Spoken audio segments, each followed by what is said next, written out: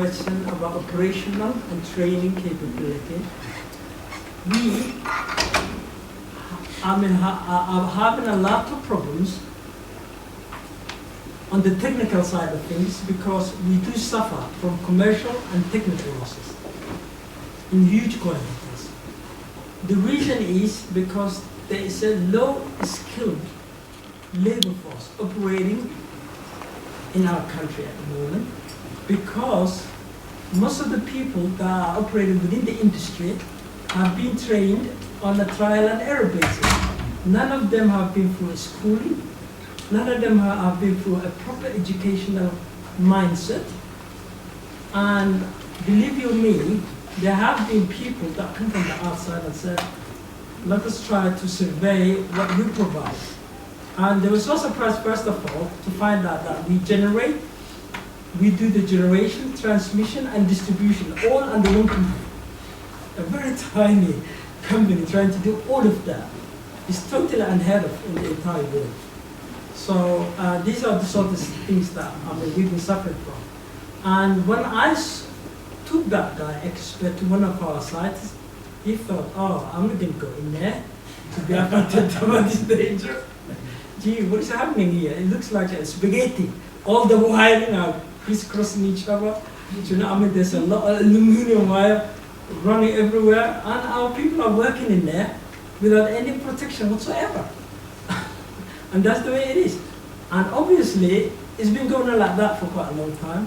And in terms of reliability of service, like Hassan mentioned to you right now, it is not possible for us to be without electricity for 20 minutes. Unlike Ethiopia, it can go on like for a number of hours. And you can see, if we have the proper training for our staff, and knowledge and experts to advise us on ways to reduce these technical losses, we could have made a lot of money able to buy the renewable sector that you're talking about, right? And now, let me try to move to the financing side of things. We always have a problem in our part of the enclave with regard to raising finances. For the reasons that you did mention, regulatory framework not being passed by our government being one of them. I don't know why they haven't passed. They swept it under the carpet for a very long time. We don't know for every reason. Also, we are having a problem because every company, when they come to our country to help us, IPPs, electricity providers, they say, who can provide a security? We have a lavish lunch together, talk about everything. We all agree. When it comes to the last crunching bit, they say, all right, we're going to invest this amount of millions. Who's going to provide things? Collateral or whatever else. And there's no one. Obviously, the government cannot provide that. So that's the homework that the United Nations or your DFIC has to deal with and solve the problem. Obviously, you can always think of a strategy to overcome any hurdle that comes along. At least you have a willing companies, willing coalition on your part to make it a success. But there is a shortfall from all the stakeholders, be it the government, be it international community, be it everyone else. So I thought this is going to be a helping hand. Let's come together. That's all I can say. Could I just ask yes, sure. Yeah. So the partnership of some form with GE was mentioned. Could you explain a bit more? Yes, about it? that partnership, we are the two largest companies that are operating right now in Hargeisa. And therefore, there is a government-owned utility, which is less than 10% operating in Hargeisa. So we came together, but the process is not complete yet. Our new name will be Some Energy. Right. Right? But now we are GE, the chairman is here, and Alel Power, I'm the chairman. Okay. And how's the ownership going to be in the new company? The new Actually, we're company, going to just merge. well, we can have merger Yeah, so- on the basis of the equity that's existing right now. Because every company is going to be evaluated on the basis of their equity. Yeah, that's the way, basis of our evaluation, and also on the basis of the generated revenue that we provide. But who will help the public part? So the public utility is merging in? Yeah, the public utility, that's existing, 35% is already owned by our friends here. Ah, okay. Yeah, through the Hapshir, right? Who owns the remaining? Is that The remaining municipality? are owned Yeah. by the government. The government owns 10%, and other private entities, they own the remaining. But which, and sorry, I'm not a big Somaliland expert, but which government? The government of Somaliland. The government of Somaliland. Yes. The government of Somaliland owned it wholly. And I hope I don't offend anyone by No, asking this actually, question. I'm just ignorant in this. They couldn't compete with the private sector. And that's when they decided, instead of losing the money, to privatize. And they still own 20%. And if I come back to, we're doing the due diligence now. This is an investment of about 12 million at the moment. Actually, it's going to be more than that, 14 million. So we are doing the due diligence now to those mergers. And hopefully once we do finalize it, then there's going to be a new entity, Som Energy, which with a different ownership. Okay, great, thank you. There was a comment over I here. have a short question for Yeah. the utility companies from the consumer side of things. I live in Hargeisa, where You're a consumer, a large or a small private consumer. Yeah. The gentleman talked about the consolidation that's happening in the Somali electricity sector. A lot of companies merging. From the consumer side perspective, I haven't seen any decrease in price, which wasn't your intention, I guess, because by forming a monopoly, you create actually less competition. So we haven't seen a decrease in price. So I'm quite surprised when you say we do make profit, we don't want competition, we are forming a monopoly, we're getting investments, but I don't see it back in terms of whether this is in terms of decrease of price, because we pay 10 times or 15 times more than Ethiopia, we pay 10 times more than a Kenyan consumer pays, and then I'm quite surprised that you say we don't have the technical skills. You make a lot of profit, so can't you import or get those kind of people with the skills, as companies making with 10 times more profit than the Ethiopian and Kenyan companies? Right. What's your name? Khalid. Khalid, I think your question is a little bit earlier.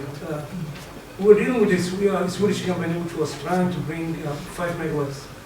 The reason we couldn't sign with them was, once that renewable energy comes in, we want to give it straight discounts to the public. So they were starting, they wanted to take their money out right away, and they were saying we want to start with 7 cents. And we were saying there's no way on earth we can sell 7 cents. It has to start from 50 cents. So I can assure you, as soon as those 2 megawatts come in, the price is going to fall to 50 cents and downwards. Our cost per kilowatt now is close to 50 cents because we are generating from like this.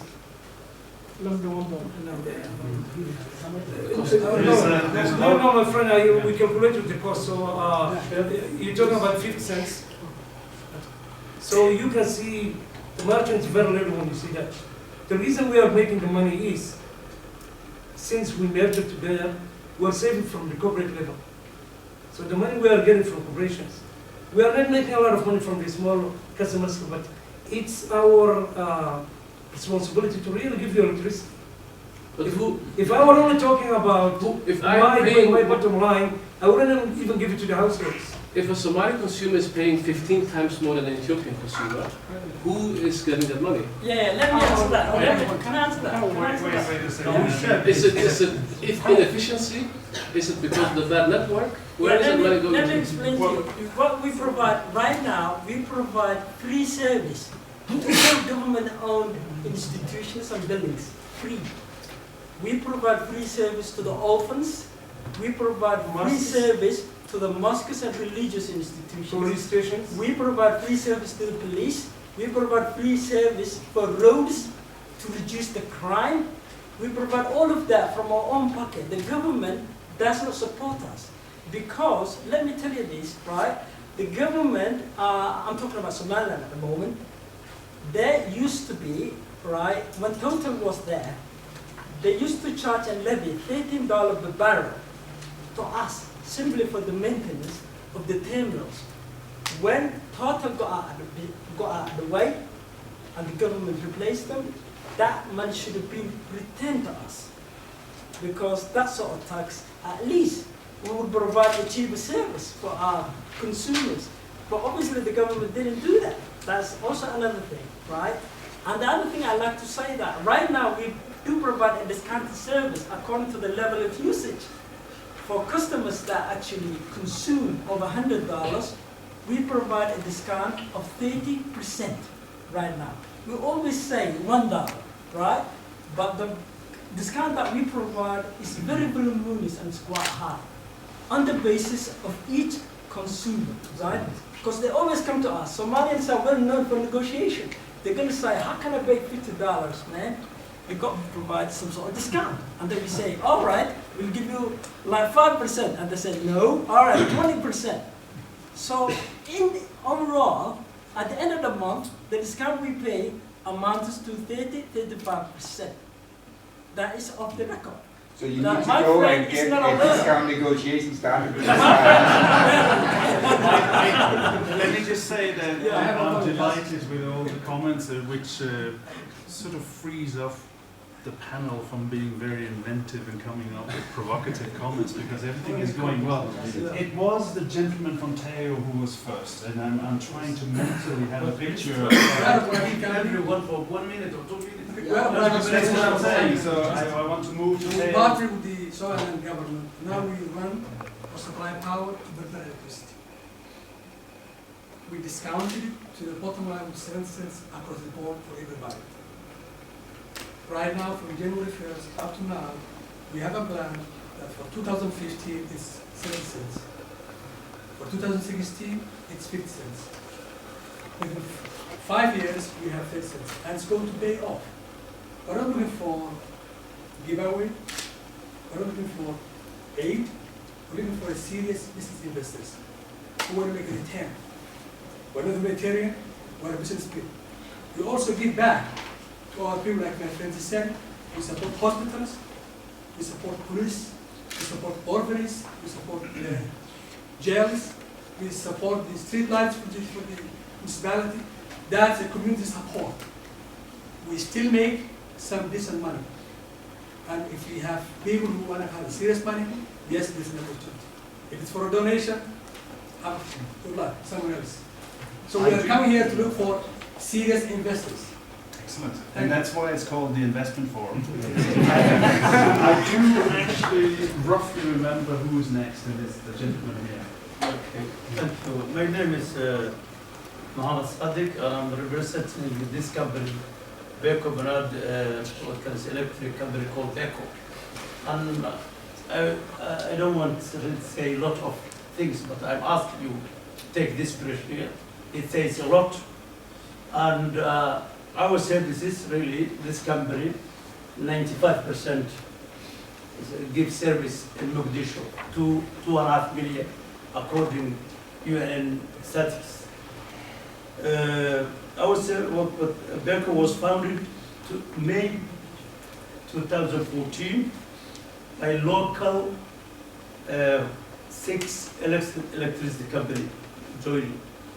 For the first 4 months, we're trying to unite our management to become together, workers, management team, financial system, and a lot of things. And it was not really easy task to do that work because of the political issue, conflict, something like that.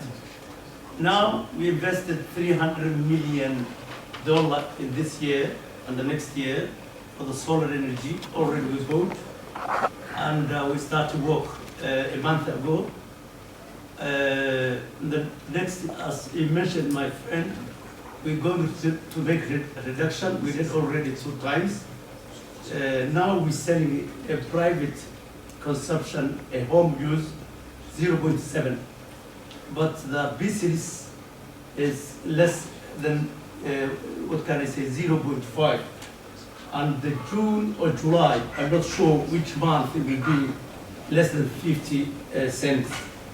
And the next 2 years, because we tested this solar system, with help for consultant India and Turkey.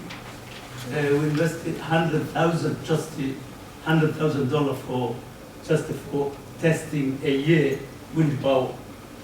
But already we take decision about the solar system. I bruise just our competition maybe in the future.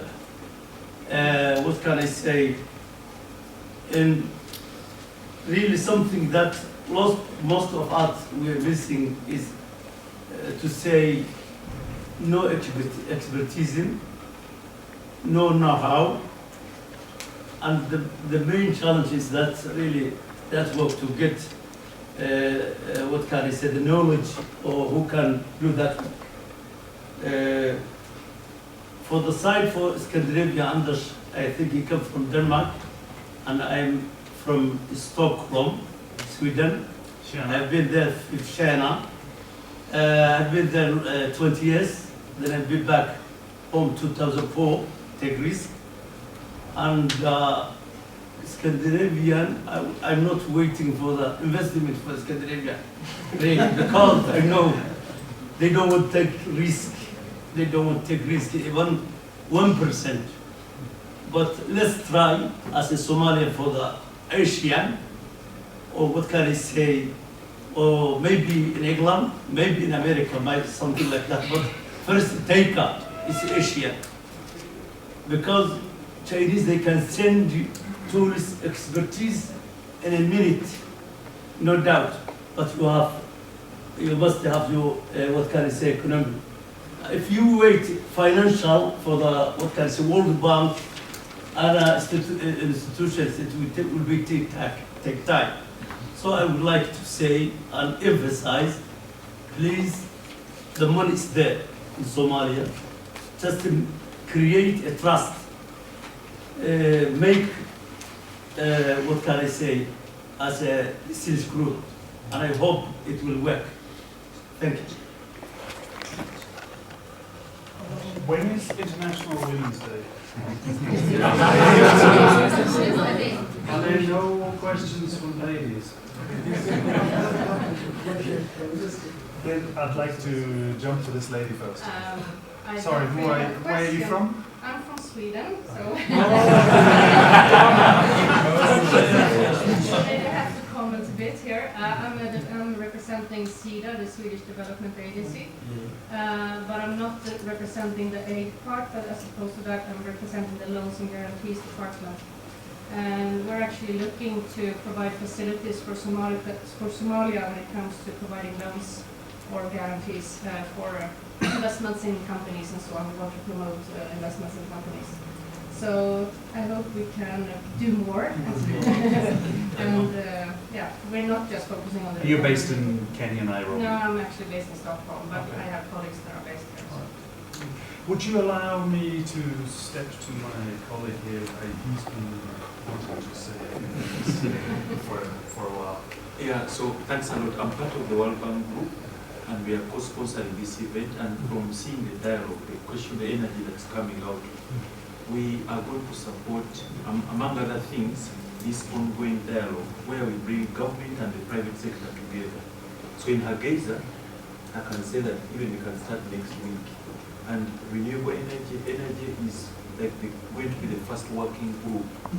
So people like you, we want to give you a forum where you can speak, because some of the solutions can come from you based on what I've had so far.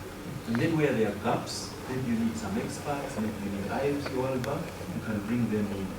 And in fact, it's because we wanted dialogue. That's one of the reasons why we co-sponsored this activity. So in Mogadishu, in Puntland, slowly by slowly, because our capacity is still small. We want to first learn from Hargeisa, but quickly we can come to our places. So we've got the addresses as you registered. So we'll be coming to you. We really like this health discussion, and our role is just to support you so that you can move forward. That's what I wanted to say. And I do, and these, my friends here who I've spoken to several times, they know some of my silly jokes, but I'll, for the great benefit of this room, I keep saying to everybody who bothers to listen is that, you know, the World Bank Group is like a super tanker. It takes a long time to get up in speed. But bear with us. Eventually, the super tanker will start rolling, and we do have a lot of resources, and we do have a lot of very skilled people that we can put at your disposal. So if you work with us, we will work with you. I know that there is, as I said, I'm going to for the fourth time next week, and sometimes meeting my friends there's a little bit of frustration, kind of like, well, you're here again, you know? But where's the money? But work with us, and things will happen. And I think you can confirm that this is how we work. There's a fairly elaborate internal process before the machine swings in your direction. Once it swings, you'll be surprised. Agree on all of that.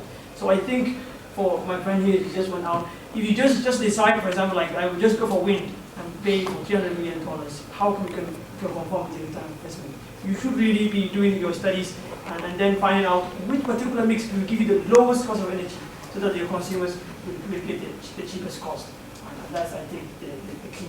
And the last point I want to make is, for the biggest problem of our energy sector right now is diesel. And we should be targeting our energy. We should boost most of our efforts to reduce diesel consumption. Diesel is not our way to go forward. We should find out other options and other technologies. 50 megawatt in a grid, I think, is a huge, some credible amount of energy. And you can consider, I think, other types of maybe big energies that you can really consider. That's it. Thank you very much. I mean, a quick comment is that provision of electricity is a cost-plus business. So if you have very expensive generation compared to Ethiopia, which has extremely low prices on the generation side, then when you add on top of that, you will end up with different tariffs. And so this is the dilemma that Somalia is facing. There's another thing, and that is economy of scale. Economy of scale is extreme in the electricity business. So therefore, when you have very small, convoluted systems, there's another issue. Then when we go into the cost plus, the plus side is things like commercial and technical losses. That's one of the reasons why it all adds up. The only conclusion from that is to work on all these fronts systematically, not preach to people that tariffs can go from $1 to 8 cents tomorrow morning. It's going to be a gradual process, but eventually you'll probably get there. And it will be a mixture of all of the above. There was a lady who wanted to say. Yeah, I'd just like to open up the dialogue a little bit. Obviously, electricity is a huge impediment for development, but in terms of environmental impact, the charcoal industry is also a huge issue in the Somali Peninsula. So my colleague and I are looking to connect with people who are looking into alternative cooking fuels. So I'm just wondering if anyone here has experience with that. We're working on biogas. Biogas is the best. The problem in Somalia is the concentration of raw material.